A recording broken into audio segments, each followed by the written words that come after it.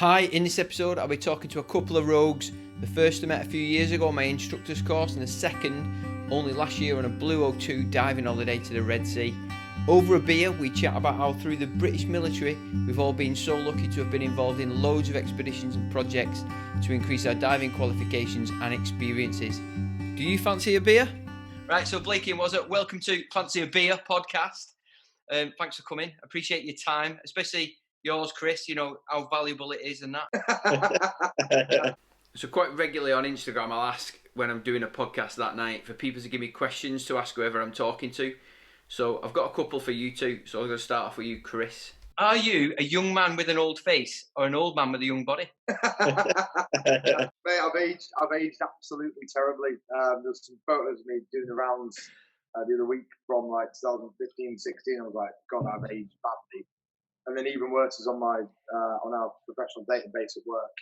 There's the photo of me, young and innocent, at age 20-year-old, and so I was that happened in 6 years. However, the body's also been subject to the sight of stone. So, to be honest, mate, I've just got bad face, bad rig at the moment.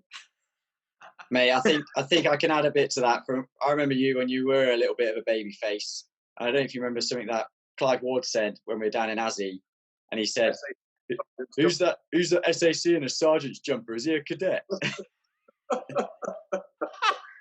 Oh, bless him. Clive's a good bloke. But yeah, no, thankfully the Air Force has managed to age me quite well. Obviously, that was a wind-up. There was no questions. I just thought I'd give you some grief because why not? Cheers, for inviting yourself on my podcast. Mate, honestly, I thought that you'd want to speak to us first because we taught you everything we know, don't we? Well, I was wondering, when that was going to come out, but I figured, Phil being the kind of guy that I aspire to be more like, I wonder, do you find him such an inspiration as well?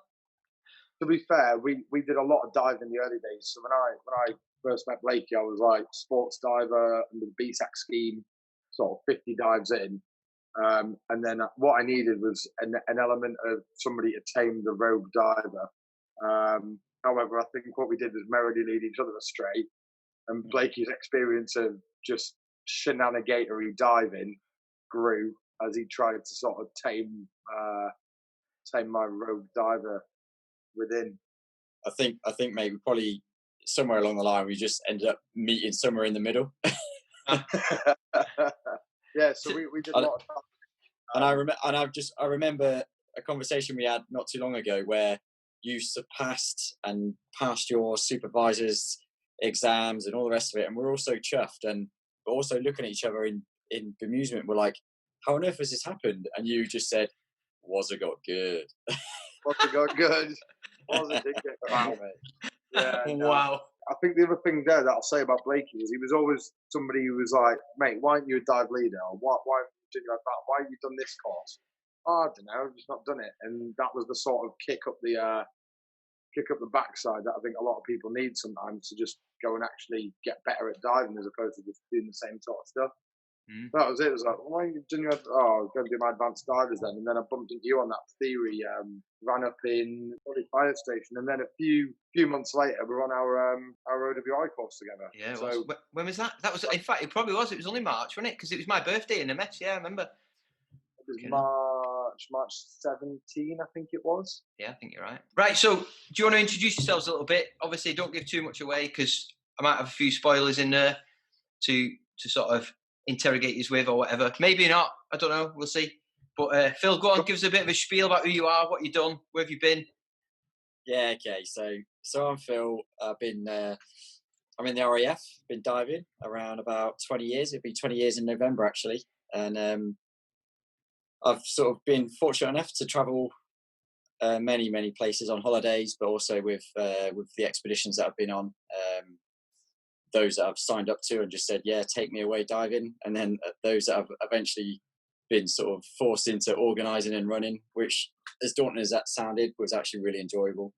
And that's taken me places from UK, plenty of tails and dives down in Cornwall and up in Scotland, and then abroad in Ascension Islands, one of the places that I hold really close to my heart. I've managed to spend all in all probably about 6 months down there, but not in one shot, but just during 10. I've seen all the 10 stamps diving. in your passport. I was flicking through Yeah, your honestly, Facebooks mate, before.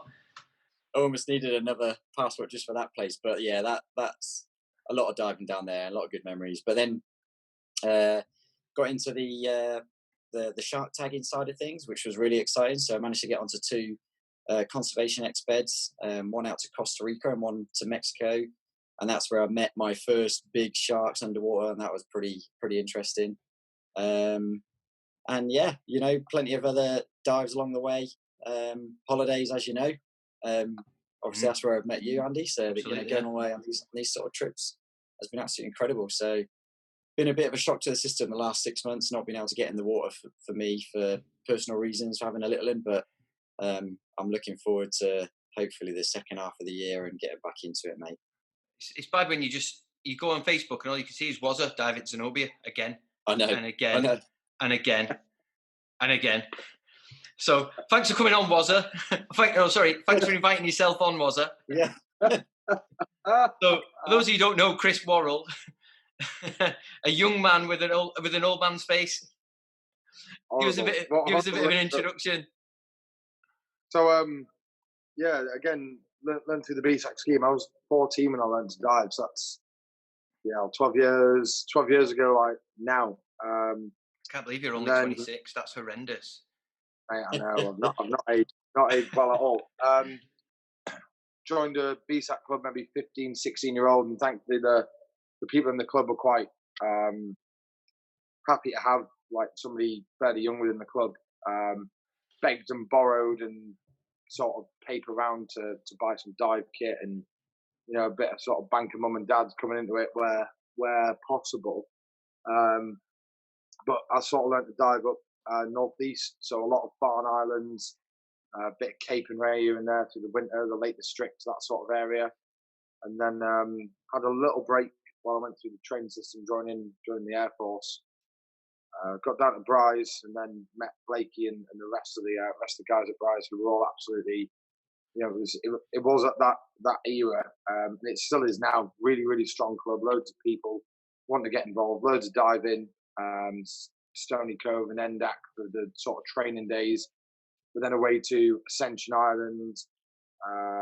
You know, they ran expeds to Cyprus, the expeds, but it was always the UK exped that seemed to sort of. I mean, Blakey said Aussie is an amazing place, but it was always the UK expeds that seemed to stick vividly in my mind, with trips out to Port Keris. Sound of Mold was a really good trip. Yeah. Yeah.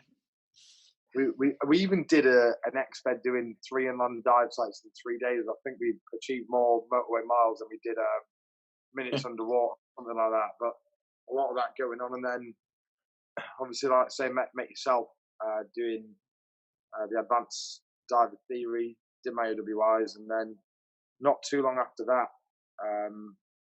did Scapa Flow, bit of workout in Vietnam where I managed to do my PADI dive master with a bit of a crossover. In the last 2 years, I've lived out in Cyprus, which has massively accelerated my diving, just with the time underwater, the sort of diving we do out here. 1 minute you're teaching on a single cylinder in 6 meters of water with, you know, brand new divers or doing tri dives, and the next, you know, either open circuit, tri mix, technical diving, or my latest sort of bit is the rebreather that I bought. No one cares. Right, next one. You're a diver. But yeah, and then everything, anything in between. So the Red Sea, Thailand. I just like going diving, mate. And those trips to the Red Sea, you know, we've done a couple now, and hopefully that is something that we'll do every 18 months, 2 years, and the sort of band of renegades grows and grows as people go, I'm going to bring my mate on this one, and it just turns into this massive network of people who want to go away diving and drinking and having winning the clon. Kangaroo court, kangaroo court with the clon. But yeah, mate, I really, really, really like what the sort of the club aspect of BSAC, and the fact that people learning from more experienced divers and that side of it. You know, I think the PADI side serves a purpose, but it's nice not not paying a diving instructor all the time and going and learning from other people and taking on, sometimes you learn the most from taking on more junior divers, don't you? Yeah, and because you're giving it away for free, you're quite willing to give stuff away for free, aren't you? Like that knowledge, rather than I'm only giving it if you pay for this masterclass or whatever they call it, speciality and all that. Yeah. I see you've still got that stupid yawn thing you keep doing. Have you still got some water in your ear or something? What's up with you? Oh, mate, yeah, we're diving this morning, and I found out actually, mate, what's breaking me is aircon. Right. Like, again, this a bit of an aside. I mean, include it if you want, but Yeah. the big thing that I find, and it was the issue that I had in Egypt, didn't have it so much in Thailand, just because the aircon on the junk wasn't as sort of rigid. Yeah. But what massively I find that if you've got the aircon on overnight, it absolutely breaks all my sort of sinuses, breaks all my eustachian tubes. Dries you up. Yeah, mate. Honestly, and working in an air-conditioned building, not because it's to keep the people cool, it's to keep the kit cool.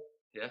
Working in an air-conditioned building, mate, I go to work for 8 hours and I leave, and I'm sat outside now. It's probably, it's half 11 at night, 28, 29 degrees, but 78% humidity, mate. It's really warm and humid at the moment.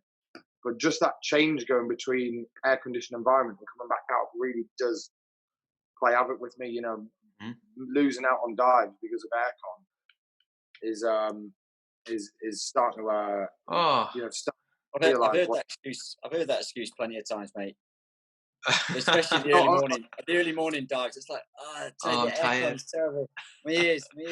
After breakfast, after egg list. What would you like? Eggs on your toast? And it's like, I feel fine now. Yeah, I've had brekkie. I'm good to go. No, mate. Honestly, mate, it really is like sleeping overnight with that sort of being warm, sat outside, bit of wet in your ears, and the aircon then just suddenly. But the aircon's really messing me up. So I think actually next time we go to Egypt, beanbag on the sun deck for me. Yeah, you don't want to miss out on those dives, mate, when you're there. Absolutely. I remember the last one we were just like, so frustrated. I remember spending about 20 minutes at about 5 meters just while you were trying to clear your ears coming back up off that shallow dive as well, wasn't it? Was that not because they rained shit down over us on that other dive? Do you remember? Yeah, just before. No, mate, I've got that great photograph of you like, take a picture of me with the BlueOtwo flag. And I'm like, I ain't coming nowhere near you guys. You haven't seen what's above you. No, and again, I realised it properly last weekend before. I went up to Pretaris, which is on the east side. And I was in a room which I was sharing. Again, the aircon was set really low. Woke up the next day, and the aircon that night was set minimum. The night before, not an issue. I'd turned it off. That night, set low, and I was bunged up. And it was the same thing. Coming back up off the dive, I was like, I am slow up the shot here, just trying to let everything even out. And I think aircon is now the trigger for me, which is fine for UK diving. I mean, you don't need aircon, do you? You sleep with as many electric heaters and radiators on as you can. But that certainly seems to be my little trigger. That's little nemesis. Yeah. How's COVID affected you at work, much or not? I've just been, our CEO was pretty quick to say, grab your laptops, go and work from home, because I don't want you here sat in an office if you don't need to be. So it was like, cheers, easy, we'll do that. And my kind of routine was get up, have a coffee, sit at the table where I am now at about 9 o'clock every morning, and by about 11:30, 12 o'clock, I was done for the day, because I've had no interruptions, and I managed to get quite a bit of work done. And I was out in the garden when all that nice weather was during April and May, and building stuff out of scaffold boards, mostly benches. Wozzer will know all about how I like to build stuff out of scaffold boards. And just enjoying the weather. And then obviously Rory coming along in the middle of May, which meant all of a sudden I had quite a lot to do, and work took a bit of a backseat. But our sort of program of testing parachutes has been pretty proactive. Actually, we've been pretty productive throughout the last couple of months. With hardly any aircraft flying around, so we've been we've had the run of the airspace pretty much. So we've done quite a lot, mate. It's been good.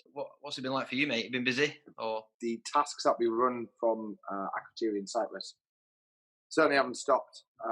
The airfield has got busier, although the amount of people obviously that were moving backwards and forwards has declined. Right. yeah, we're a lot busier. And again, you know, you can't sit and control aircraft from home. You have to be in work, on comms. So in terms of actually going into work and stuff like that, that wasn't too much of a difference. The big thing over here was that the lockdown was fairly ruthless, to be honest. So we locked down out here about 2 weeks before the UK did, and it was massively enforceable, €300 on the spot fine for any breach of it, and there was a curfew every evening from 9 p.m. till 6 a.m. You must be so skin. Say again. You must be skin. No, yeah, it was fairly strange, and obviously being out here, usually it was you know, just jump on a flight, you're back in the UK within 4 hours. You know, I could certainly get them from here quicker than I could some days from where I used to work down with Blakey in Oxfordshire. But that was quite strange straight away. You know, you sort of you're out here, and it's been quite strange. The other thing that it did affect was my travel. So I had an expedition to Malta planned that was turned off, and I was supposed to be in Bali and Australia for 3 weeks in June, and that was turned off. So yeah, it was quite strange actually, being sort of sat here thinking, could have been there, could have been doing this. It is what it is. It's affected everybody in their own little different ways. But I think the biggest one was the fact that we just couldn't get out diving. You know, you're looking at the sea every day. From the town I work in here, I can see on both sides on a peninsula, and suddenly you can't go and get wet. You know, even sea swimming was banned. Couldn't use the beaches until I think the last week in May. They allowed us to use the sea as a form of exercise to go swimming. But certainly for a lot of the guys out here, it was, you know, quite a strange time to just being at home or being in the single living accommodation and then going to work and coming home. It's like, you know, that whole part of your life of what you do outside of work, just that was gone. I guess a lot of the benefit of being out where you are, mate, is the close knit sort of community. You're all sort of isolated away from loved ones in the UK, and so to actually socialise after work is really a massive deal. Sort of life, isn't it? Yeah, but to not be able to do that. That was massively stopped. They did towards the end allow people to socialise within, like, they created the bubble sort of system. Yeah. But even then, you know, the bubble that you may have been put in isn't necessarily the bubble that you would generally sort of gravitate to. Yeah, it was very tough. It was a very strange. It never occurred to me that the bit, because obviously I was just sat at home with my wife. My kids were at home at their mum's, and I never thought about someone who might be like across the road who can't go out at all, and would just be sat in on their own. Shit, that. There was another bit I was going to jump back to there, mate, when you're about the mental health. Did you see Beast released, basically they were paying for you to do it was free, the mental health in sports course? Do you see that on the website, anything like that? No, mate, I don't think I did. There was something that it just came through on, I can't remember, BSAC emails on my BSAC website, something like that. Yeah. And they put out during lockdown mental health in sports or something it was called. Right. And BSAC said, you know, we teamed up and they're doing this free course. So I sat there and I did it one night on night shift. I was like, that's actually really interesting. It's quite pertinent during lockdown. Anyway, I fired it off to a few of the other instructors and a few of the guys in the club, and they were like, actually, this is really, really, really good stuff, not just for the club, but the workplace, and actually having a look at yourself going, oh, hang on a minute, that's maybe fairly relatable. Now, with the travel to Cyprus as well at the moment, until very recently, everyone had to do 2 weeks isolation. So when we had guys coming back from the UK, I was like, here's some stuff to have a look at, keep you busy while you got 2 weeks of sort of time to yourself. And again, one of our guys coming back, I was like, mate, have a look at this course. And again, he said, like, this is really, really good. And he said, 2 weeks of isolation. He said, you're sitting there going, oh my God, yeah, I can see that in myself. I can see that. Right. And I think actually, again, where BSAC massively got it right and put something back to its members and said, I have a look at this, and I still think if they're doing that course for free, that's definitely worthwhile highlighting. pushing. Mm-hmm. Well, I'll be honest. Cool. Any sort of info that's come through, even from our club, like they have a meeting every Wednesday at 8:30, I think it is. I've been so busy doing this. Like I said, I do 2 a week, and then obviously I need to try and find time for Ali, time for myself, and then prepping my kit for the dive and that. I just haven't. I've probably missed more than I should, to be fair.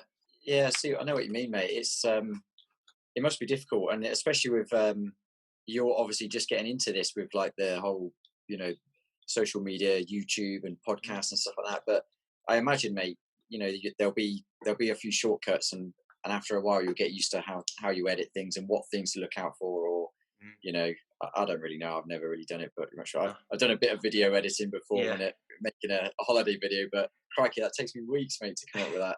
So filming something now and having it ready by Sunday, good luck. I try and say this about diving, like that community sort of worlds, and it's so within the BSAC side of it, on the OWI course, Gav Crowley. Yeah. Do you remember Gav? So I did a bit of diving with Gav. He rang me up. He went, "Mate, I'm going out to do 10 days instructing dive mastering. Do you want to come out?" Same thing, went out with him. Then a year after that, he came out to Cyprus to dive with me. He met some of the guys that I dive with out here. He then found out while he was here that his next job was posted out here, working up at the United Nations. Wow. So now Gav's got that little network of the guys he met here, and he's now helping out the guys. He's got a dive centre who I chose to spend that week with them diving with.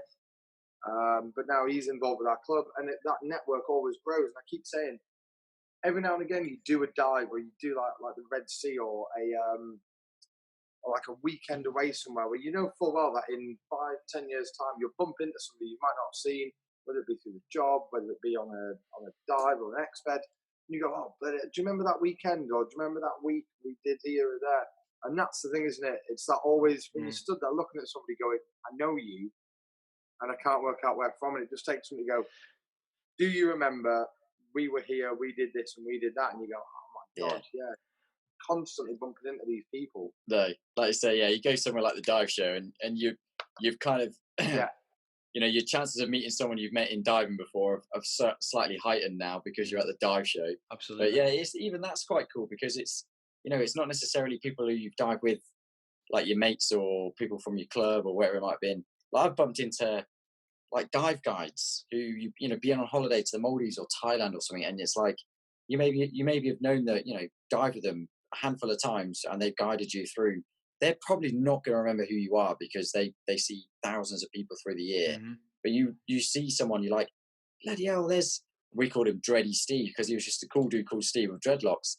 And it was like, I didn't go and say hello to him, but I remember Vic was with me at the dive show once, and she was like, "Oh yeah, he was one of the dive guys in the Maldives," and I thought, yeah, neck, how cool is that? But and what's he doing back in the UK, by the way? He should have stayed out there. But it is quite cool. It's a small world. Does Vic dive? Because I've seen her with a surfboard around on one of your pictures when I was stalking you earlier. Mate, Vic's so cool. She'll pretty much try her hand at any sort of sport really. Yeah. She's when I first met her, which was at the local swimming pool, because I was doing a swimming test to go away on a diving expedition, and conveniently I lost my certificate, so I had to go back a few days later and get another one, and then lost it again and I had to go back and get another one and get a phone number at the same time. But yeah, and then we shark watch. But she learned to dive we went to the Maldives in 2008, and her cousin came along with us as well, and I said, I'll tell you what you should do, let's go and join the paddy place up in Oxford, do all your sort of pool work and your theory work, and then they'll sign it off, you take that away to the Maldives and they'll pick it up where you left off. And then her first dive, mate, honest to God, I'd been there, we've been there 3 or 4 days already. I'd been out on the Donies going to try and find manta rays and grey reef sharks and stuff, and then I come back off a day's diving. I was like, knowing she was about to go out and do her first open water dive with her cousin, and I was like, how was it? She was like, oh, that was incredible. We saw there was a flock of eagle rays came past the house reef, and a manta ray came in for a little while. There was turtles, there was a nurse shark, and I was like, what? Yeah, and, you know, I was like, you You might as well almost hang want up to your say, fins. yeah, I was You gonna say, know, you almost at that point, never dive again. yeah, I was like, you might hang up your fins. That's it. You've seen it all. But yeah. So she really enjoyed it. But obviously, it's not her passion. Her passion is horse riding, so that's what she really gets into. But she's given it a go in all the nice exotic places we've been to. You know, in Thailand and the Red Sea and Bali. She's had a dive and gone, cool. That was enough for me. But you crack on. So do you dabble across the same way she does? Do you ride horses every now and again, or do they terrify No, that's you? dangerous. Horses are dangerous, mate. Don't go near a horse. No. All I can imagine is as you're trotting around, just one of your nuts just get trapped under your leg and then just squelched.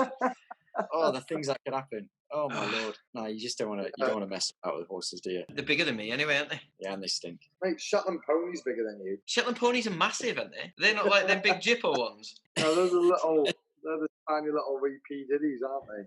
Anyway, stop bumping your gums a minute. Let Phil have a bit of like limelight on him. So tell us about this tagging shark lark that you've done. Yeah, mate, that was pretty cool. That was a cool deal. So I got I saw an advert for, it was on the station, it was on RF when I was at Bryce Norton. It was on a station advert for people wanting to go on this expedition, and I was like, right, where do I sign up? It sounds amazing. Go to Costa Rica and go on a liveaboard for 10 days and tag sharks. And it's only when so I sent the guy, Andy Reid, his name is. You may have heard of him. He's out of the army now, but he's really into it. That was, you know, he sort of set up the Joint Services Shark Tagging Team. So I sent him almost like a CV to say, this is what I do. You know, I'm really into it, the sharks and everything. And by the way, this is a photograph of me diving and stuff. And he rang me up and he says, Phil, he was a colonel at the time as well, or I think he was. No, he was a major at the time. And he says, Phil, you've got a place on my exped. I'll just let you know. He says, and the reason you've got a place on my exped is because you're the only person that's bothered to actually tell me a little bit about themselves, and you've sent me a photograph, and it's nice to see someone before you actually, you know, it's not just a name on paper. And I was like, oh, well, cool. Well, that worked then. And so, yeah, off we went to Costa Rica. Obviously, the big battle out there is to try and understand where the hammerhead sharks are migrating between Cocos Island, Malpelo, Galapagos, and by doing so, they can extend the no fishing zones and stuff like that. So that was the whole aim of the expedition. But in doing so, we'll tag. You know, we had 15 tags to try and deploy, and we managed to tag 15 sharks while we were there, and go and retrieve data from some of the receivers that were in the water around Cocos Island. Nice. And plant some new ones, and that, you know, it was hugely successful. And we teamed up with a conservation group called Protoma, a local Costa Rican one, and one of their projects as well was the Pacific green turtle conservation. So they were like, right, what we also want to do as additionally to tagging the sharks is get hold of some of these turtles, because they need to be measured and tagged and weighed, and tissue samples and what have you. And I was like, okay, how do we do that? How do we get hold of a turtle? Because we're not going to use a spear gun to tag a turtle, or we're not going to bait them and catch them that way. How do we?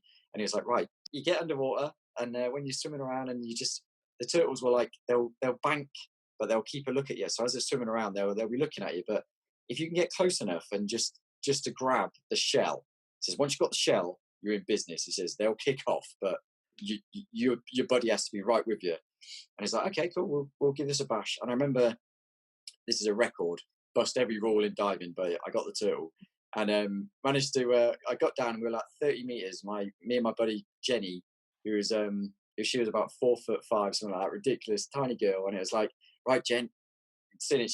She could see what I was up to, and got this turtle, and my hands won't stretch outside the screen, but it was massive. Got the top of the shell, grabbed it, put like the bottom of the shell between my legs so I could hold like that bit, wrapped my legs around the bottom fins so I couldn't swim at all. And this turtle's top fins were still giving it beans, but it was going down. So I was like, oh God, my ears, wanted to pop my ears, you know. And it got to the point, I was like, managed to get a look at my computer. I was down at 35 meters. I was like, nah, I'm gonna have to let it go. But for some reason, it just stopped. It was fine. It was like, right, I'm okay. And we managed to sort the turtle out. Jenny caught up with me, grabbed its fins and crossed them across its body. And then she then basically gave me a CBL to the surface. So we managed to come to the surface, and I'm trying to tell her to slow down. We're at like 30 meters. Next thing I know, up, we're at the surface. Okay. The boat comes over, grabs the turtle. He's like, and this Costa Rican guy's like, yeah, that's a record. Well done. 4 minutes. I was like, oh God, what have we just done? You know, we're helicopters don't even make it out here. We're buggered. Get me on O2. But yeah, they got the turtles into the boat, and I thought, you know what, Jen, right, come on, back down. We're going down, and we just sort of went down to 20 meters and did probably the worst thing that we could have done, but it was a bit of in-water decompression and just fizzed off for the rest of the dive, just like slowly swimming around in circles, and we came up. We were fine, but it was one of those. It was like, you know, the aim to try and catch a turtle took over all diving discipline, but still here, mate, and it was a good crack. Happy days. Have you ever been bent, Chris? Because you look like you have. I had a little one when I was fairly young in the North Sea. We're diving in Somalia, and we completed the deco, but my 7.6 or 7 was quite quick. Looked up the computer. Yeah. Not the end of the world. The worst one I had was with our good friend Gav out in Vietnam. We've been doing some DSDs, some tri-dive type stuff in the paddy world. For the first dive of the day, so 20 minutes, basically taking Koreans for a tri-dive. And then the second dive, they said, all right, yeah, there's only so many want to do a second tri-dive DSD. So you guys are on your own time. And they were doing some work with their trainee dive masters as a deep dive. So off we plopped to 33, 34 meters, something like that. Chilling along, computer hits a bit of deco. You're like, yeah, it's fine. Look again 5 minutes later. Oh God, dialer bend has just had an absolute meltdown because it clocked us as having done 2 9-meter dives back to back. Yeah. And just went, computer says no. It's running an algorithm and it's gone, I don't like you being at this depth for this long. Through the load of deco, I was like, Gav, problem. Like, we need to go. And because we were just diving single alley 11, it was supposed to be a bit of a drop to 35, come slowly up, maybe do 3 to 5 minutes of deco. And the something I was using through was about 10, 15. We weren't really in the sweet spot, didn't clear, ran out of gas with 8 minutes still showing. I was like, this has all gone terribly, terribly, horribly wrong. And we're in Vietnam. Same thing, Blakey, where you're like, I don't want to do recompression in Vietnam. Nothing's coming to rescue you. Yeah, you're like, shit, this has gone so terribly wrong. And then it was like that. We are literally at 3 meters. The computers are clearing just really slowly. It's all gone Pete Thomas. So we ran out of gas. That's it. Time to go. Popped our heads up. I was like, this isn't gone well. Anyway, got back on the boat and just ran the dive through V-Planner. And when you look at the profile that we did and the ascent and everything else, the ascent was beautiful. And then we sat at 6 for a good 7 or 8 minutes, then up at 3 for what must have been 10 minutes. And for whatever reason, computers just sometimes don't clear. You know, if you're not in that sweet spot where you're massively on what they be, they'll just throw you more and more stops. So actually, when we ran through the V-Planner on a Bowman gradient 8, it was saying, yeah, you're pretty much fine. I was fairly fit at the time, and Gav runs ultra marathons as a really para-reg bloke and all that sort of stuff. Well, oh my God, we got away with that. And it was just, let's have a chilled out day, drink some water, and there we go. And that's sometimes the problem with not quite planning the dive and putting all your trust in the computer. We knew what we'd be able to do in 30 meters. We pretty much written off the fact into between 6 and 9 on the first dive. And yeah, it caught us out a little bit. So that was a bit of a shot across the bows. And it's something now massively I am, right, we're in deco, how much deco are we racking up? So to that end, would you, on a more technical focused dive then, would you plan it using V-Planner and have it on a slate as well as trusting your computer? And then look at your slate versus your computer? Now, like, there's obviously the computers. So, like, I dive a shearwater, Yeah, and I have set the gradient factors on that to what the CCR runs, because the CCR through AP also has an inbuilt computer that will run off the set point. Yeah. So the gradient factors on that will match the computer, and that will match what I put in B planner. So everything should, in theory, be the same.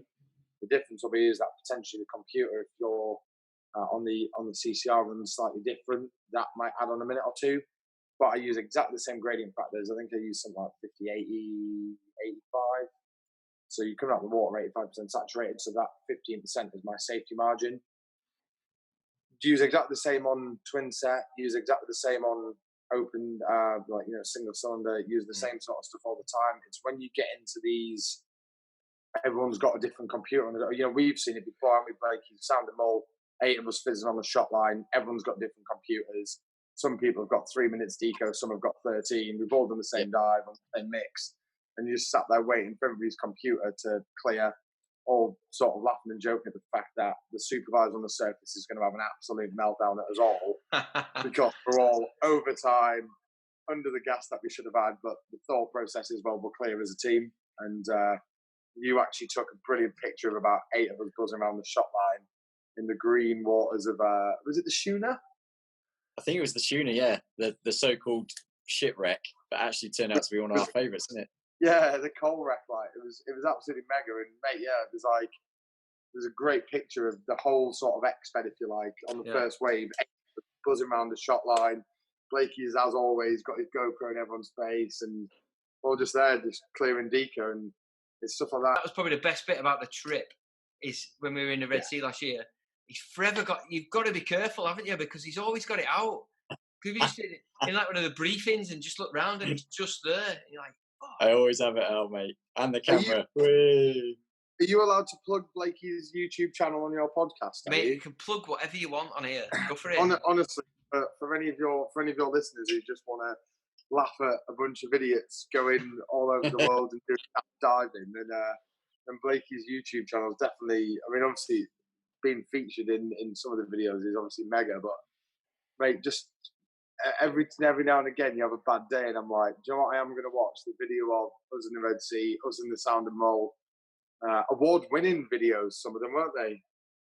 Award-winning? Yeah. Come on, tell us. I did win an award actually. From I remember entering 2 of my videos. We did 2 expeds in 1 year. It was to the Sound and Mole, Mole Diver 2015, and then we also went down to Aussie, didn't we, Wozzer?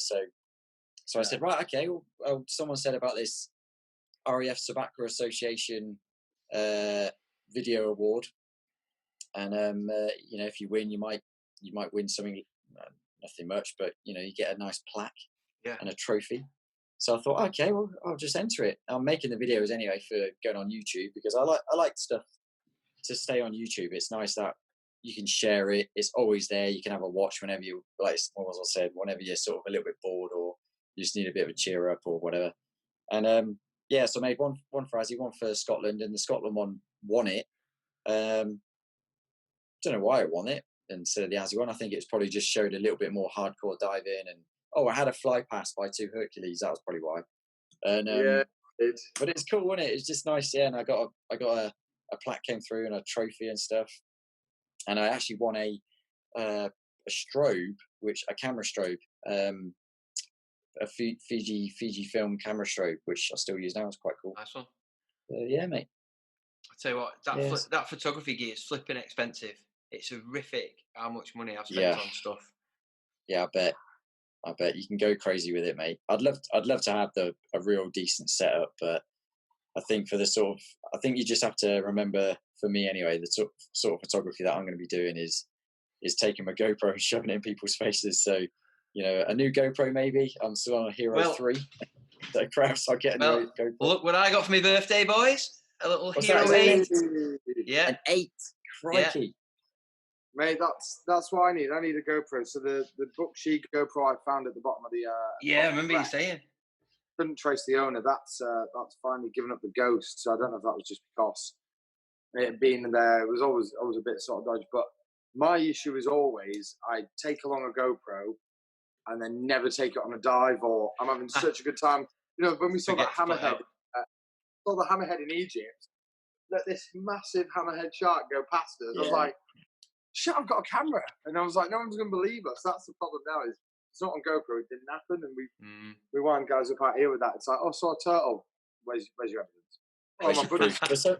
Yeah, but sometimes it's Fire. nice, you know. There's dives that I've done, and where I'm glad I didn't take my camera, because you're just taking it all in, because it's so cool. You're just like really enjoying what you're seeing. But at the same time, if you had a camera, you know, there's nothing wrong with videoing for 20 seconds and then just sticking your camera away and that, you know. and that, oh, sorry, Andy, I'm dropping off again. But All right. and that's something that trying to get the newer guys to dive. It's like, you know, you buy GoPro now and like they go snorkeling with them or skiing or whatever. Trying to say the newer guys coming through, like, look, you've done 15, 20 dives. Like, don't watch your dive through the tiny little screen on the back of your GoPro. Like, get it out, video what you want to video, then put it away. I probably take in more of the dive now because I'm trying to video or I'm trying to be a photographer. So I'm looking for stuff and taking note of it. Whereas before I just, right, I've seen that, next one, swim through and just go round a dive like that, and I'd forget more than what I'd even remember. I agree with that in a way, mate. I think there's an element of what, you know, you're looking when you're swimming around a wrecks, you know. So I take the Salem Express, for example, you know, when we're like, where's Andy gone? And it was like, you know, but it was like what's going to look good for the camera. So, you know, it's like, okay, we'll swim through here. We can see where we're going to come out. And what I'll do when I get the other end is I'll turn around and I'll film you guys coming out. And so you're right there in a way, because it's like that makes some good video, you know. And they're, well, you'll know the Hero 3 doesn't have a screen on the back anyway, so you're very much reliant on hope, you know, because there's plenty of dives I've come back from and gone, oh well, that didn't work out very well, and I've missed this, I've missed that, but you know. But then equally, I find sometimes if you dive with people who take photos, we've got a few that do that sort of stuff. You find that while they're videoing stuff, you're going looking for something else. Like the other week, and I am massively not a nudibranch spotter. Let's go away from that straight away, because those, you know, you're looking at sea slugs, nightmare. But there was one where you go around right on the bow, about 20 meters, you know, white nudie, blue and yellow spots and stuff like that. And I was just like, I'm gonna take a photo of that. And even this morning on a dive, and I was like, that would make a great photo. There's just like this bit of wire, but the light bulb was buoyant, obviously, because it's still got the air and it hadn't cracked 20 odd meters. Cool. There's a bit of that pulling the cable up, and it's just sort of like that. And I was like, that is a mega photo. There's a light bulb that's intact, being on the bottom of the sea for however long. Like, that's a cool little. So the stuff that I'm like, I really like to take a really cool photo of that, and instead I just sort of point at it and tell somebody else to. Yeah, I think, like you say, it's a bit of a balance between, you know, real professional photography, which looks incredible, that some of the images that they get, to more real life stuff, which is to me is a GoPro. This was my actual dive. You know, how can you explain to someone what it was like on the Thistlegorm when we all went on there, and you know, and you led us through all that? It was like, it was class, you know, it was great. But to show people that who actually don't dive, I've had people. I don't use Facebook so much anymore, but when my videos were on Facebook, I've had people come into my office at work going, Blakey, I saw your video from where were you? Egypt, was it? I was like, yeah. You know, and they're like, what all that guns and ammo and trucks and bikes? And I was like, yeah. You know, they would have not known and would never have asked without seeing a video. So for that, I guess it's quite cool. What I will sort of say as well is, I mean, you probably know more from the parachuting world, where I know that they actively put restrictions on this sort of stuff. You've got to do so many jumps before you're allowed this bit of kit, and so many jumps before you can take a GoPro. I mean, you're never going to get that with the diving world. You know, you've got people now turning up on DSDs and doing dives, you know, 5, 10 dives in and GoPro and everything. But certainly seeing people who are, you know, I look sometimes, I think, you've ruined your dive by, you know, concentrating so much on the GoPro. I don't know if that's just me, but you know, you've sort of alluded to it there. It's like it's striking that balance, isn't it, between like just taking a bit of a video to show maybe family, friends, whoever, work colleagues, like, oh, did you dive, do you, mate? Oh yeah, brilliant, that shit again. But it's striking that balance, isn't it, between having a really good dive where you're seeing everything in Mark 1 eyeball, 3D panoramic, HD, and trying to actually capture that Yeah, so if you've got somebody who's fairly new to diving, you know, you want them to concentrate on their buoyancy, on their gas monitoring and their depth and everything, you know, giving them something else like a camera to hold on to as well. Yeah, it's not a great idea. So I suppose what you sort of encouraging with them is say, look, you know, I'll get videos of you, and there'll be plenty of videos of the dive that we're on, you know. But if you really want a camera, stick one on your mask and just press play and forget about it, you know. But yeah, that's up to them, I suppose. Let's talk about your in-depth logbooks, because I was pretty shocked when I saw the level of detail you two get into with your pencil crayons, your highlighter Right. pens. Mate, no, again, I went through a stage where I'd have my paper log, which I like, and I keep up to date as best I can. But then I'd be downloading the sheer water across to the tablet, and I was like, this is great. But again, you've got so much information that you just get lost in it. Whereas paper logbook, it can be as little about a dive or as much about a dive. And the big thing is that they turn into these diving scrapbooks of bloody rogues and renegades, and you can write War and Peace, and certainly yesterday's dive. Always Adam goes, God, I wish I kept a logbook like that, because you write, oh yeah, you know, and it's always the dives that start with fucked it that I enjoy having a lot of read over. It's like, because we completely fucked it. It's like yesterday, I had a bit of a issue on the CCR, and I've written that up as this is what happened, this is how I dealt with it. And I'm sure that in a few years' time, I'll look back. The other thing is, it's little things like your weight. And again, for new divers, get them to keep a paper log. That's mega, because they can go, right, I'm on a 15 in this, you know, dry suit, wetsuit. What weight do they have? Look back through. And I think probably the reason that I got back into keeping such a good logbook was seeing that Blakey did the same. So Blakey started it off. I had a paper log. Again, I'd gone a bit into the Andy Clark camp. Yeah. But then diving Blakey so much, part of the dive day was sitting in Endak Cafe with a bag of pick and mix. And a bag of pencil crayons. No, but Blakey, go on. Your logbook's mega, mate. Your logbook's mega. I thought you'd have one of them pens, you know, they're about an inch thick, and you've got all the little sliders with different colours. Yeah. Mate, and a big I use them at work because they're mega for training. You get the good stuff in green and the bad stuff in red. Yeah. Just red everywhere. But no, go genuinely, like Blakey's logbook is really good, and you put little pictures and all sorts of things. Well, that's where I couldn't do that, because not only if I wasn't with my camera, I'd have forgotten it, and if I have got my camera, I'm too busy looking at it, not through my camera lens, but looking for something rather than just taking in the ambience. And if I did take that in, I'd have forgotten it before I got out of the water. So I couldn't do it. I think I just started from a very early on.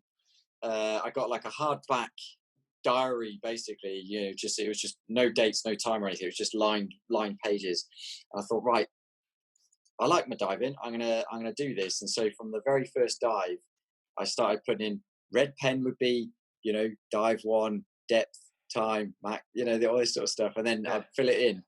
And then I was like, oh, crikey, this is going to take a long time. But here we are, nearly 900 dives. I've still got, I think I've still got the same red pen that I'm writing in. But I just liked it it was nice to quickly write my dives up, you know, and sometimes they were War and Peace. Sometimes it'd be a page of A5 piece of paper of just how great it was, because it was so cool. And then eventually when I got home and I had time, I'd print off the pictures at work, cut them out, stick them in like a scrapbook. And then I go back over the years. I'm on 4 logbooks now, because obviously I've pretty much a page is a dive or 2 dives per page. So obviously that's why I've used so many logbooks. But I go back through them every now and then, just have a little flick through and a read through. And there's names in there that people I've forgotten I dive with, or, you know, I look at the names sometimes like, who's that? I can't even remember that person, but he's in there. He's signed my logbook. But yeah, little bits like drawing a map of a dive site or a wreck from what I could think. But then I've gone back a few years later, and actually I've turned bow and stern the other way around, because I've since realised it's the other way around and stuff like that. So yeah, I quite like having a logbook, which is more of a scrapbook, tells a good story. And I used to come up with some real like simple symbols as well. So, you know, if it was a night dive, clearly you'd know by looking at the time. But I used to stick like a little a little moon at the top of the page. So that was a night dive. If it's a drift dive, I'd come up with some other sort of thing, or if I saw sharks, I'd stick a shark in it or whatever. So you could almost flick through like one of those picture things. You're like, where's my night dives? There they are. But it's nice just to, like you say, if you need to show just fancy what you've done over the last year, you could say, oh yeah, here you go. There's all my drift dives. I can show you where they are and what I did and who was with me and what have you. And I think the other thing is if people are sort of starting out and want to keep a logbook, or maybe experienced divers want to go down the technical route, I think you've got to be really, really harsh with yourself, really quite analytical about, my trim was off, I was too heavy, and you've got to write in there, what actually am I going to learn? We talk about doing debriefs and stuff. Actually, sometimes you learn from those just sitting there and writing out what it was good dive, this, that, and the other. However, I was too heavy. I had too much weight around my waist. I need to change that, or I found that this bit of kit wound me up, or mate. Honestly, I think that's where maybe my learning curve in diving's has been fairly steep at times. Is just by sitting there and going, do you know what? I didn't get that right. I made an absolute arse of it. And you write these things out and you go, that kit wasn't right. I need to fettle it. That irritated me, because certainly in the UK, where we were diving maybe once a month over the winter months in Endac, somewhere like that, a quick look and you go, do you know what? Actually, I haven't got round to it, but I need to sort out those regs because they weren't configured right. So then you have a fettle and a play, they're not right. And then you go, actually, I've got that right. I've got my weight right now. Suddenly you end up in this world where you go in, by being so harsh on myself, I've actually got to a place where I'm happy with my kit setup. Yeah. And that's hard to do. That's hard to do, isn't it? To talk in sort of this forum, or whether it be at the club, do you not find when it has gone wrong and you want to bring that up and you want to have a chat about it, perhaps you might get the odd one raised eyebrow sort of thing, and it's that kind of conversation can be a little bit sort of poo-pooed, for want of a better phrase. Yeah, it can be, mate. It can be. I know I've had my logbook looked at before in quite detail. Certainly when I go down and do some of the courses that I've done, and they were like, probably I don't think you should have done this. I read through one of your dives and this doesn't sound like you should have done this, or you weren't wearing the right kit for that, or whatever. But and I'll take it on board. I'm like, okay, no, that's fine. I hear what you're saying. But I remember there'll be things now which you'd have to write an incident on. There's been issues since that I've been involved in that probably should have had an incident raised against it, but didn't raise one because it was just one of those things that happened. And it could be something minor. Like I used to help out a mate of mine, Gav Griffiths, who used to do some. He was in the RAF as well. He used to do some training for one of the dive centres down in Falmouth. They've since closed, but he used to do a lot of diving off the Silver Steps. And he used to say, when I was at St Morgan, he used to say, mate, why don't you come on down at the weekend? You get some diving in. It'll be free diving. You just my safety guy. I was like, yeah, cool, sounds great. So I do a bit of wreck diving, out in Falmouth Bay, but also, the Silver Steps every now and then.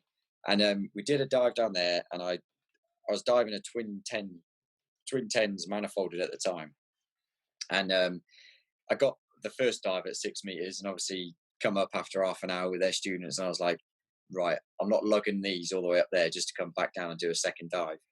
So I turned the gas off, walked up, we had a bit of lunch and stuff, and come back down, and they got geared up, buddy checks, I'm getting my kit back on, looked at my gauges, happy, and then we all jumped in. Obviously they all went in, off they went in their little paddy train, and I was down at like 4 meters before I realised I drained my hoses, and I was like, shit. And I was like, fuck, well, no one's looking. I'm the last man. I'm in the SMB as the safety diver. And I'm like, so I was like, okay, good. We're only at 4 meters. Swam, got to the surface, managed to inflate my jacket with my mouth, and gave the okay signal to, I can't remember her name, but she was sort of looking out. And I managed to sort myself out, could turn my, that goes on to another point, managed to turn my cylinders back on, and then go back down and carry on. By the time I got caught up with Gav, he looked around, he was like, you okay? I was like, all good, mate, crack on. And anyway, got to the end of his dive, no other issues. And we got back up to the car park afterwards and sort of debriefed everything. And he said, so from your perspective, Phil, everything seemed all right? I was like, yeah, guys did brilliantly. However, there's one little thing I want to tell you about. And I told him what had happened. And he was like, what? When did this happen? I was like, it happened during that dive, mate. I says, but the moral of the story is, it don't matter how good you think you are, there as a safety diver, whatever.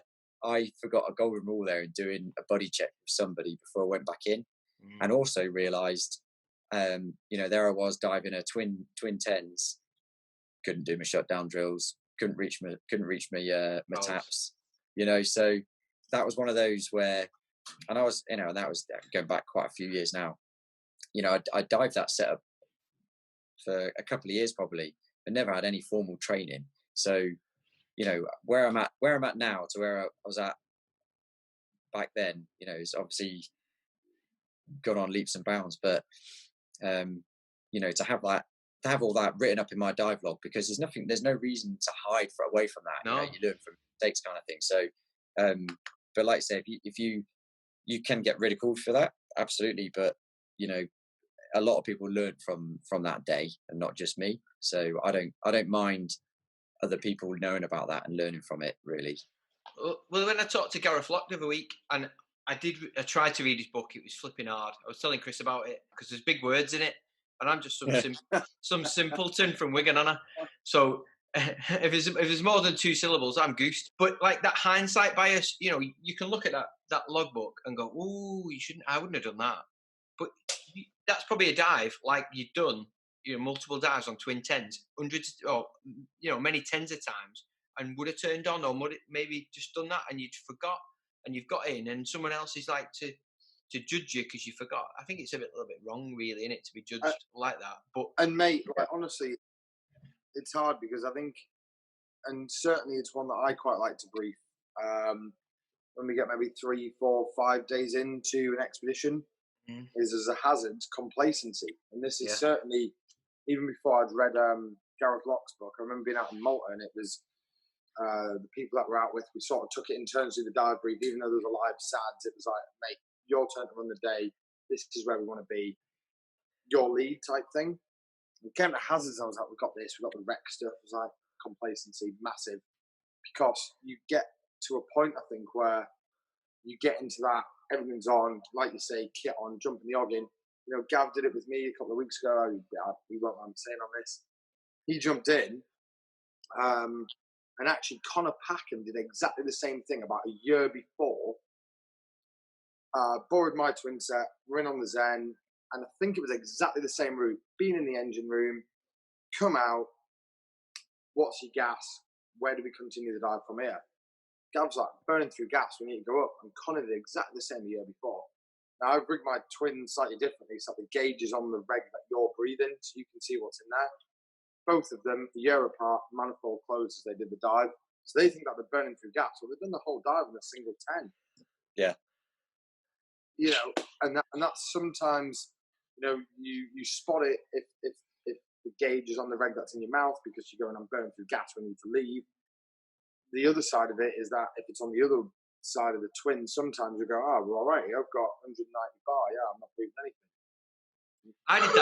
I did that very early on with a twin set where I don't open the manifold fully. I have it 3 turns, but I'd perhaps only opened it a little bit. So it was bleeding through, but not quite. So I looked after the first dive, and I'd obviously drained my right-hand tank down, but my gauge was coming off my left-hand one. So it looked like I had about 180 bar, but I was like trying to suck a golf ball through a nose. It was horrendous. And I'm like, what's going on here? Oh, I did that, equalised, and it had gone down to about 100 bar, and I was fine.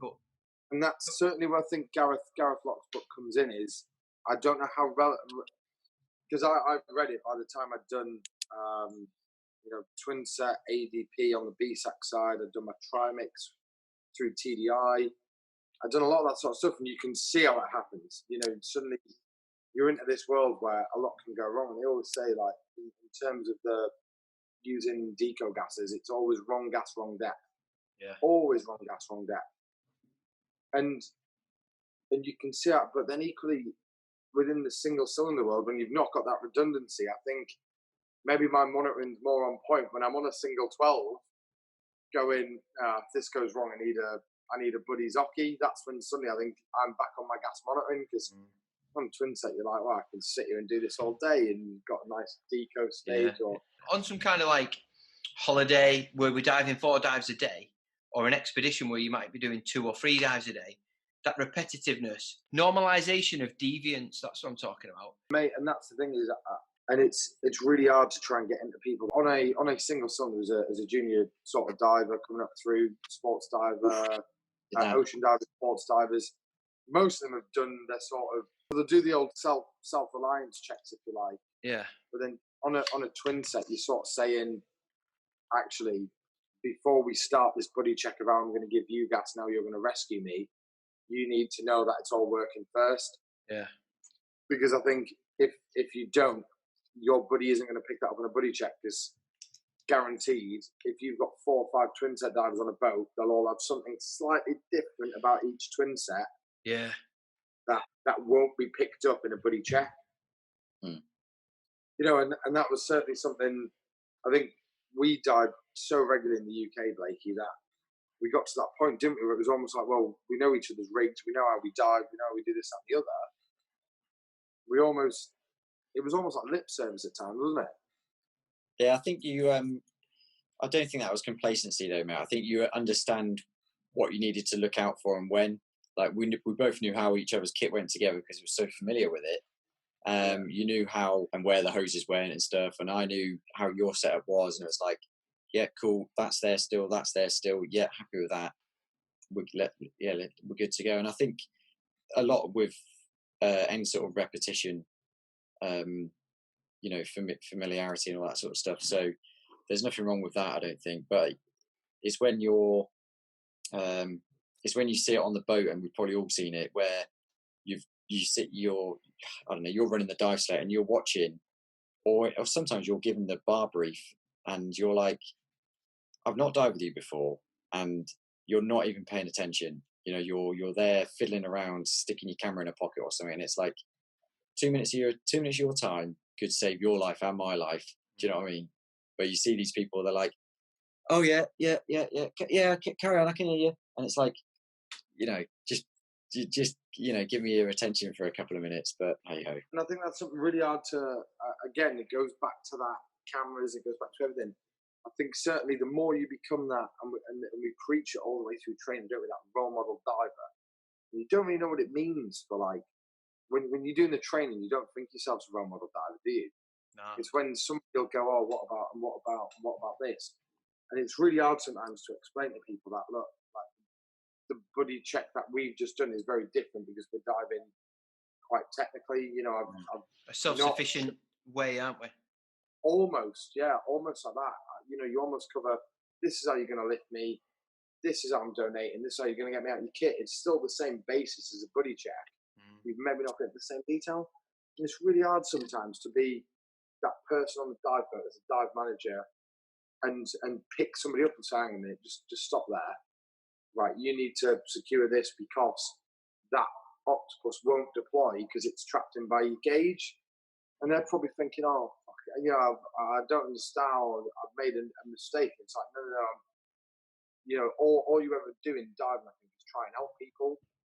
And I think it's a lot of the time that the way that you come across sometimes, if you get it wrong, then like you said, Andy, straight away it puts their backs up, but you maybe throw them off their stride just before they're about to go diving, when actually what you're trying to do is help them. Yeah. Because the last thing they want is a drama where, it's rigged up wrong. You could have done something to prevent that, right? So let's talk about more exciting things then, Chris. You've told me you found a plane somewhere in the Med. Oh, Tell me about that. So the day that we left for the Red Sea, Ryan and I flew from Larnaca, and on the way we popped in on Tony at TD Dive Night here, and we popped in for brew to say, mate, off on 10 days, off to Egypt, quick brew on the way to the airport. And he said, oh, I've got some news on the camera. I was like, go on. So, well, we think we've maybe got a lot long. It's like, can't wait, speak to you when we get back. I remember, I think I chatted to you about it, Blakey, while we were out in the Red Sea. So, story goes is that there's an aircraft out here making approaches to runway 28, calibrating a bit of kit, pulled up, lost the engines, aircraft's going down, double ejection, both pilots lived, the aircraft went in. The wing is on a dive site called Jubilee Shoals, which starts bottom of it's 55 odd meters, comes up to about 16, 17, stretches for a good mile an hour, couple of miles. There's a wing on there with the serial number Whiskey Kilo 116. That's the wing from the camera. Now, how that wing got there, lost in Cyprus folklore, dredged up by trawlers and all this sort of stuff. And when we started sitting, plotting it on a chart, none of it made sense. Like, how, with what I know about air traffic and airspace and flying and diving in the sea, like, none of this stuff made sense. It was like, this aircraft have had to be piecing together crash reports from the 80s. There wasn't a great deal of, info. It was like, picked up 2 survivors, cancelled the 2 late lunches in the mess. Like, that was some of the sort of stuff that you're getting into. You're like, oh my God. And then we found one where it said that basically he'd made this approach, he'd flown low over the runway, and he pulled up at 4 lightnings it was, waiting at the hole for runway 10. Now that, why are they waiting? Oh my God, he was making opposite direction approaches. Everything we know about the wind is wrong. Search box. It was about 8 square miles. Now, with the best one in the world, you can't search 8 square miles. Looking for a plane in the bottom of the sea with a sounder, with divers, you need something like a magnetometer, and even then, how much of it's going to flag up from an aircraft. So it was like, Anyway, gets back from our trip to the Red Sea. What are the lat longs? Plotted them, and they were right in the middle of, they were in the middle of our search box. So we got to dive it. It's the only way we're going to know. The spear fishermen had described metal with poles coming off it. When you start thinking, is that the spar of a wing? Anyway, there was a group of us, got out there, shot it on, dived down. And it was I don't know how we did it, but we managed to snag it with a shot. Got to the bottom, and there's a plane there. Starts looking at it, start adding it up. Obviously, standard, any sort of dive like that, ensign in the pocket. And the way I let the boat cover know is I sent them a DSMB without a reel with the ensign clipped to it. So, honestly, I wish we'd videoed it, because the ensign going up through the water looked mega anyway. Boat picked it up with an ensign, and they're like, shit, they've found something gusting it. And everything that we'd done, the pictures that we'd taken, the videos, everything else, it looked right. We weren't trying to make it fit, but it fit. Surface from the dive, I was like, it's got to be it. It's like, there's nothing else about aircraft going down this bay. So we then got into receivers of the wreck, which got really messy really quickly. And I rang John Robinson that afternoon and said, this is what I think we found. It belongs to the MOD. Nobody died on it, so it's not a grave or anything like that. But you get into then, it belongs to the MOD, so where does this actually sit? Yeah. It belongs to the MOD, in Cypriot waters, but actually within Cypriot waters, you've got sovereign base area waters. Who does it belong to? Sort of had a chat, and basically we came up that it probably needed reporting to the 2-star on Ireland. Now, I'm necky at the best of times, but I am not ringing the 2-star on a Friday afternoon. Thankfully, the station commander, he'd been diving with us, and he'd done Ray Woolley's world record dive a few weeks before. And I thought, Joe, what, I'm probably necky enough to ring the station on a Friday afternoon. So I gave him a ring, and he was like, basically, hello, what are you ringing me for on a Friday? I was like, we've been diving, so he was like, oh God, what's happened? I was like, no, nothing like that. Everything's good, apart from, we found a wreck, we think it's this, we don't really know how to proceed, but we know we need to tell the 2-star. And I said, I just didn't have the neck to ring him. So I rang you. And he was like, still fairly necky. However, I'm going up to his place anyway. I'll have a chat. Can you send me a text? So then I had this quite surreal moment that I was texting the station commander on a Friday afternoon, which, yeah, it was all just a bit of a weird one. Basically, he spoke to the 2-star and said, dive it again, get some photos and videos, and then leave it, and we'll go up through the channels. So we had a good look, got a load of photos and videos, and then I was back in the UK not too long after, and not far from where my parents live is a Canberra. So I was like, can I take some photos of that, see if we can marry up? Just about everything married up. So we sent it off, and through his, one of the officers who works in HQ, they got in touch with a historical branch, which is part of Royal Air Force, which deals with this sort of stuff and everything else. Yeah. That got very nuclear very quickly when the email trail started copying in Chief of the Air Staff, who's top dog and sits below Chief of the Defence Staff, and all of his people between Station Commander, IFAC2 and all that. Yeah. Anyway, they took all the data, they took everything that we looked at, we went, basically, this is this. Everything worked out then on a chart we managed to plot from pretty much where we think they ejected with the wind behind them, where the aircraft, where they were picked up because of the wind drift being the direction that it was, roughly where the crash site was, and the wing, we reckon, wasn't dragged up by trawlers. It's a wing which was half full of fuel because of the task that they were doing, half full of air, probably bobbed along with the wind, eventually filled with water and sunk where it sunk. Suddenly, this all added up. Big day out, we found a wreck. Things that don't happen in 2019. And they came back and they basically said, because of the way that the aircraft was lost, because basically the bloke flying it was in the end done for negligently causing the loss of an aircraft. So he was court-martialed for it. Still made it to be a one-star officer, which, fair play. But because of the way it was lost, because of when it was as well, because this aircraft was lost in the middle of the Falklands War.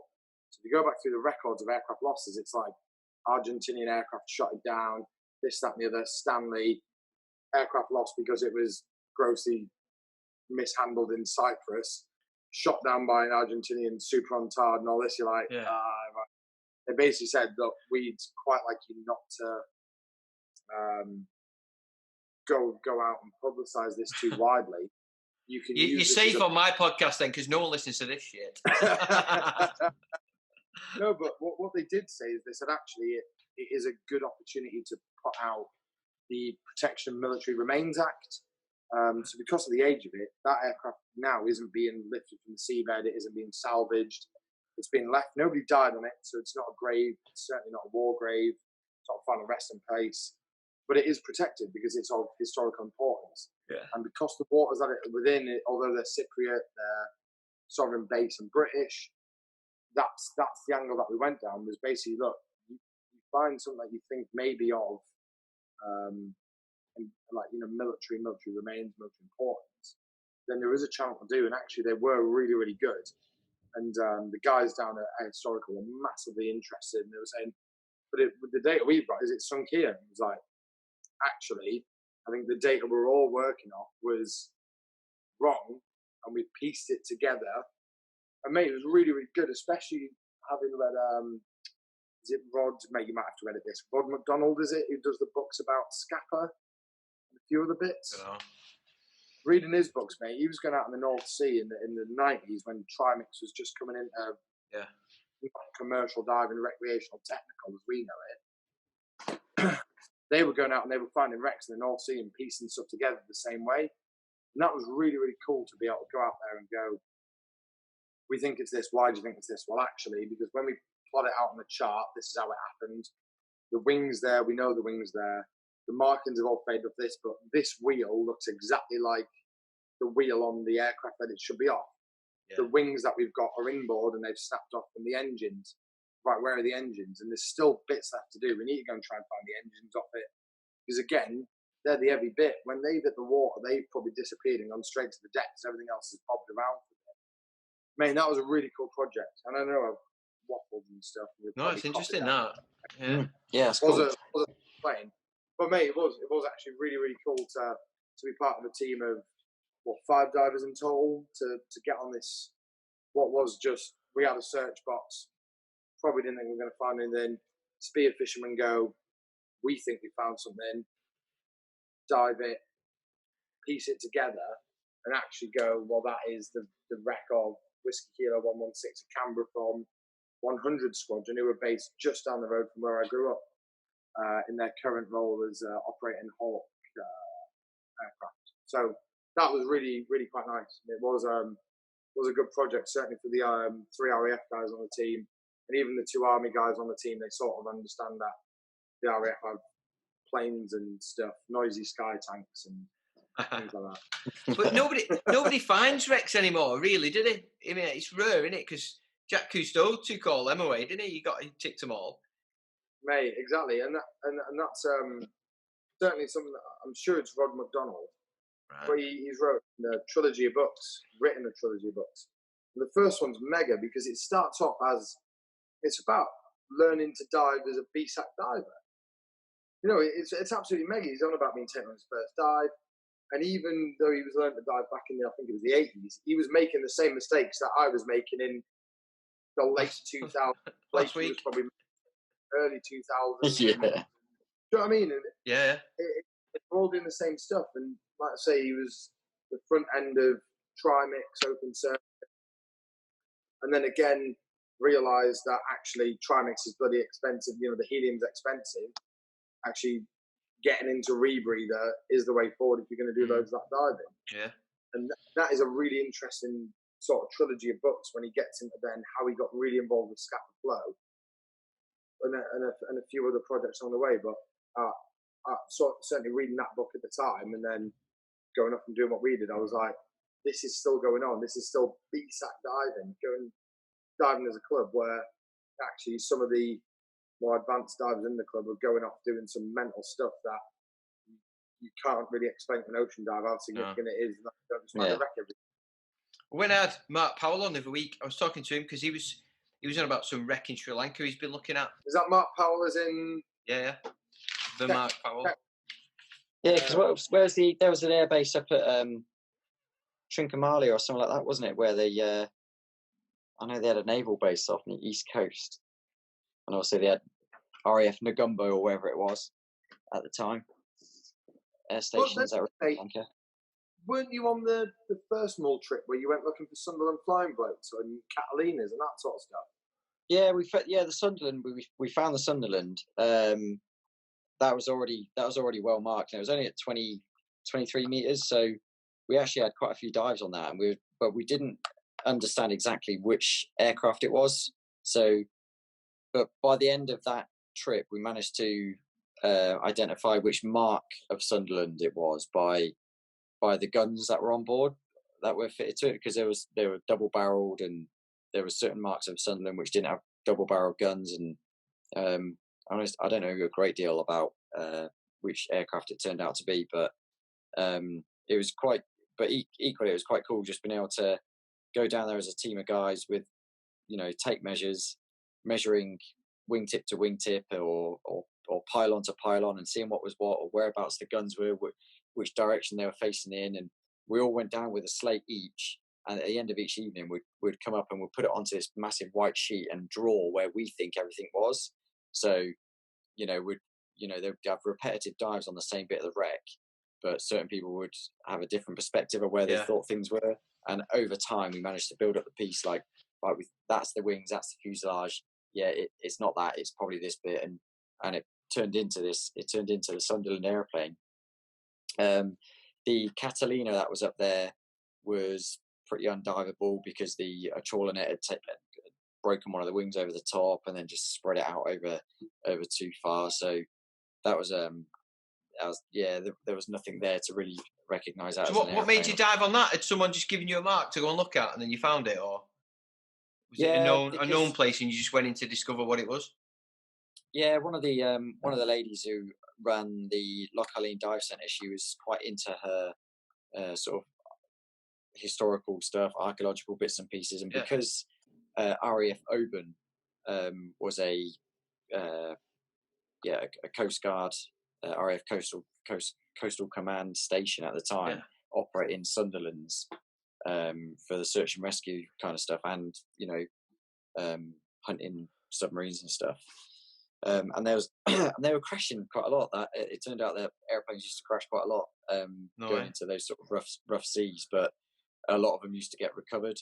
Yeah, so she, as part of one of the expeditions that we were going up to Mull just to dive the wrecks anyway, we said, well, why don't we turn it into a bit of a project? So yeah, we got involved with her and Awesome. and did a bit of sort of archaeological stuff with it.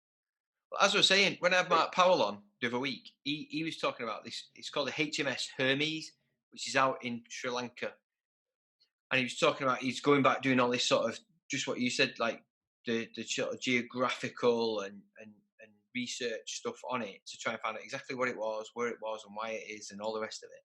And I said to him, joking, like Jacques Cousteau seems to have discovered every wreck in the world that's worth diving. How does Joe Bloggs just go about finding a wreck? He said, well, just speak to your local fishermen or your local, boat handler or, skipper of dive sites or whatever.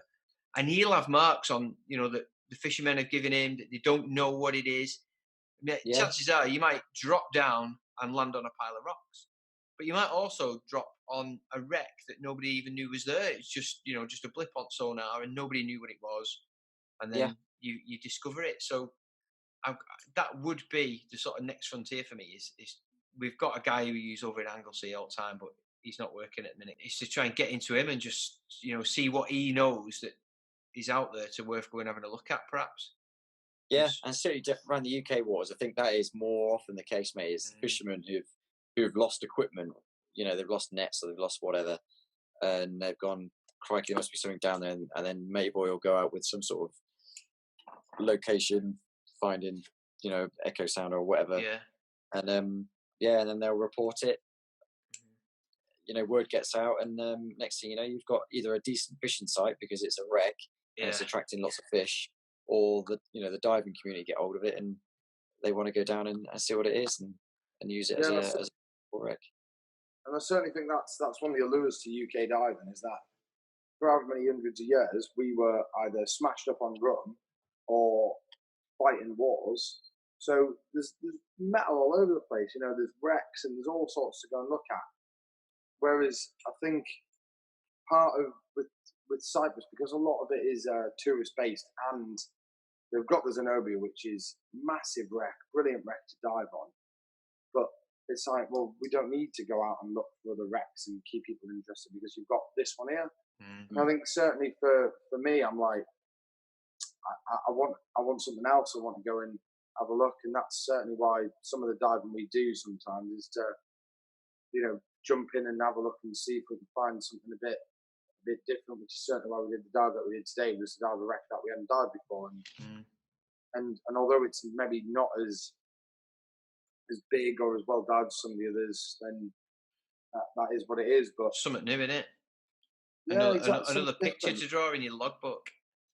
Hey, and it's so right. Like, I mean, again with Malta, I really like Malta and the diving, shore diving. It's really nice, but a lot of the wrecks there have been put in on purpose, sort of artificial reef jobs, aren't they?